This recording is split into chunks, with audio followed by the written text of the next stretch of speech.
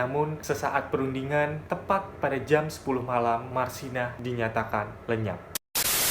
Halo semuanya, terima kasih sudah ngeklik video ini. Apa kabar kalian di rumah? Semoga sehat-sehat aja, mana-mana aja, dan stay healthy, stay safe di rumah masing-masing ya. So, di video kali ini aku akan coba bahas tentang fakta-fakta dari kasus Marsinah yang masih jadi misteri. Jangan kemana-mana, kita lanjut ke videonya.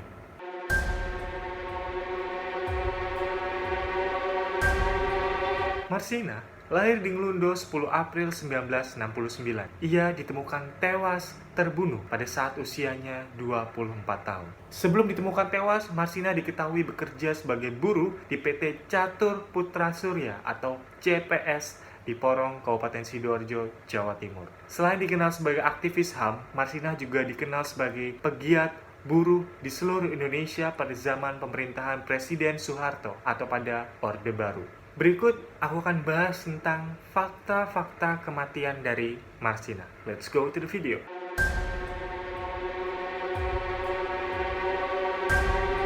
Yang pertama, mayat Marsinah ditemukan di tengah hutan. Sebelum ditemukan tewas, Marsinah diketahui masih berunding dengan teman-teman buruhnya untuk melancarkan aksi unjuk rasa dan perundingan terhadap 12 tuntutan. Mulai dari tuntutan kenaikan hak upah buruh sebesar 20% hingga pembubaran SPSI atau Serikat Pekerja Seluruh Indonesia.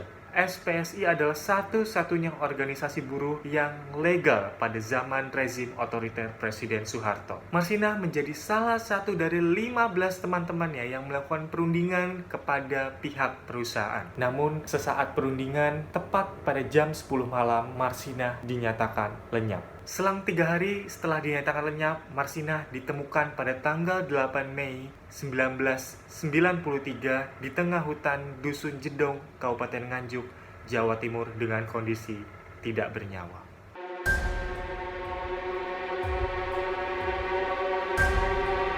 Yang kedua, penyebab kematian.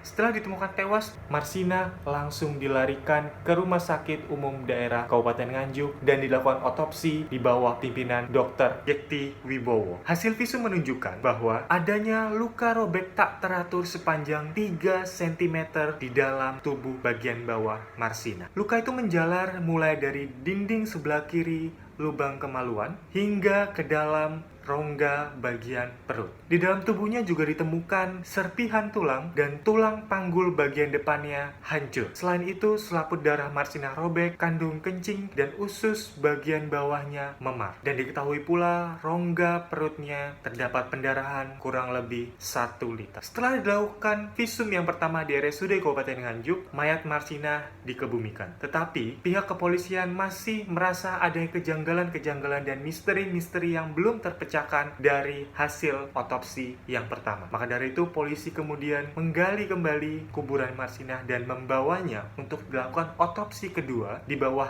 tim dokter RSUD Dr. Sutomo, Surabaya. Menurut hasil visum dari tim dokter RSUD Dr. Sutomo, Surabaya, temukan bahwa tulang kemaluan kiri Marsinah hancur berkeping-keping, tulang panggul bagian depan hancur, tulang kemaluan bagian kanan patah, tulang usus kanan patah sampai terpisah, tulang selangkangan sebelah kanan patah seluruhnya, labia minora kiri robek dan ditemukan pula serpihan tulang di dalamnya, ada luka di bagian kelamin sepanjang 3 cm dan juga pendarahan dalam rongga perut. So guys, aku sebenarnya agak sedih dan miris juga saat membahas ini karena dari fakta-fakta visum tadi banyak banget hasil yang menunjukkan bahwa ini kekerasan sangat amat parah dan aku nggak bisa bayangin bagaimana Marsinah menahan penderitaan seperti itu dengan siksaan yang seperti itu pula. Aku benar-benar nggak bisa membayangkan dan pelakunya jahat banget dan oke, lanjut.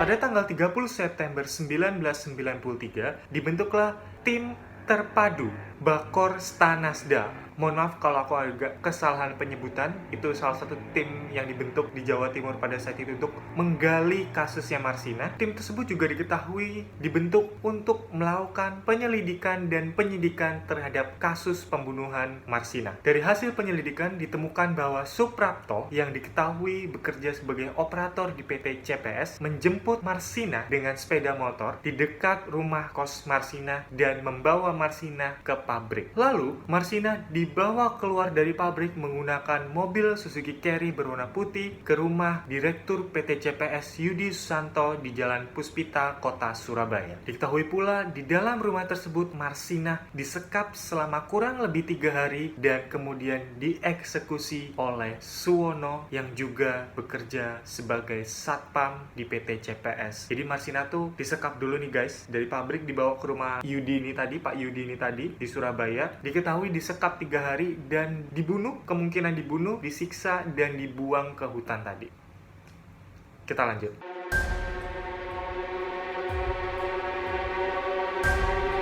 Yang keempat, proses peradilan dan bebasnya para terdakwa. Pada proses peradilan diketahui Yudi Susanto dijatuhi hukuman penjara selama 17 tahun dan staf lainnya dijatuhi hukuman penjara berkisar 4-12 tahun penjara. Kemudian, Yudi Susanto dan staf mengajukan banding ke peradilan tinggi dan hanya Yudi Susanto yang dinyatakan bebas. Dalam proses peradilan selanjutnya, Mahkamah Agung Republik Indonesia menyatakan seluruh terdakwa dibebaskan dari semua dakwaan atau bebas murni. Pas mengajukan kasasi lagi nih guys, di MA semua terdakwanya dinyatakan bebas, nggak bebas bersyarat atau bebas-bebas yang lain. Jadi bebas murni. Pada putusan Mahkamah Agung Republik Indonesia tersebut setidaknya menimbulkan banyak sekali kontroversi yang terjadi di masyarakat. Ada yang pro, ada yang kontra. Bahkan beberapa masyarakat menganggap bahwa kasus ini direkayasa. Jadi kayak ada yang nggak terima dan ini kok kayak putusannya aneh ya, ada yang janggal ya, kok nggak seharusnya putusannya kayak gini ya, dan merasa itu semua direkayasa. Gimana menurut kalian? Mungkin kalian punya teori atau opini sendiri, silakan komen di bawah. Kita lanjut.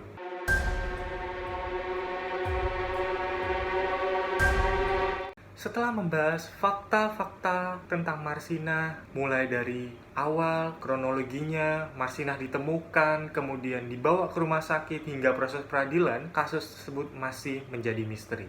Marsina diketahui sampai sekarang dianggap sebagai pahlawan buruh di seluruh Indonesia. Ada pula yang mengenang Marsina dan memberikan dedikasi berupa film, salah satunya dari Slamet Raharjo yang berjudul Marsina, Cry Justice. Dan pada saat itu film ini juga menimbulkan kontroversi sehingga pemerintah pada saat itu meminta untuk film ini ditunda beberapa saat. Selain film ada juga musisi-musisi yang menciptakan atau mendedikasikan karyanya, lagunya, albumnya untuk Marsina. Ada Marginal yang menciptakan lagu untuk Marsina dengan judul yang sama, Marsina. Kemudian ada juga musisi Keroncong Surabaya yang berkolaborasi dengan Mus Mulyadi membuat sebuah album dengan judul Marsina. Dan ada pula pementasan teater drama monolog karya Ibu Ratna Sarumpait dengan judul Marsina Menggugat. Hingga kini Marsina ada di mana-mana. Ia menyelinap sebagai payung hukum untuk hak seluruh buruh yang ada di Indonesia. Setelah hampir 27 tahun berlalu, kasus Marsina sampai saat ini belum terungkap seluruhnya dan dalang dari kasus ini pun belum ditemukan dengan pasti. Perjuangan Marsina dalam melawan ketidakadilan sampai saat ini dijadikan sebagai sejarah dan Marsina dianggap sebagai pahlawan buruh dan pahlawan hak asasi yang ada di Indonesia.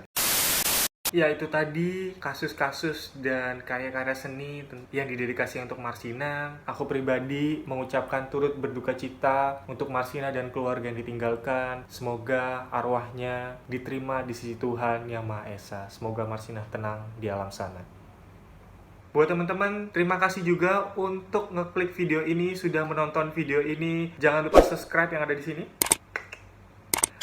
Oh iya, ini video baruku. Terima kasih juga sekali lagi, terima kasih banget sudah menonton video ini. Oh iya, kalian juga bisa loh komen di bawah kalau kalian punya teori atau opini-opini sendiri tentang kasus yang sudah aku jelaskan tadi. Mungkin ada teori yang baru, ada teori yang belum sempat aku bahas. Kalian bisa komen di bawah, dan kalian juga bisa komen kira-kira next video aku akan bahas apa lagi. Oh iya, di like juga dan di share. Well, thank you udah nonton video ini. See you in the next video. Aku Lintang, pamit. Bye!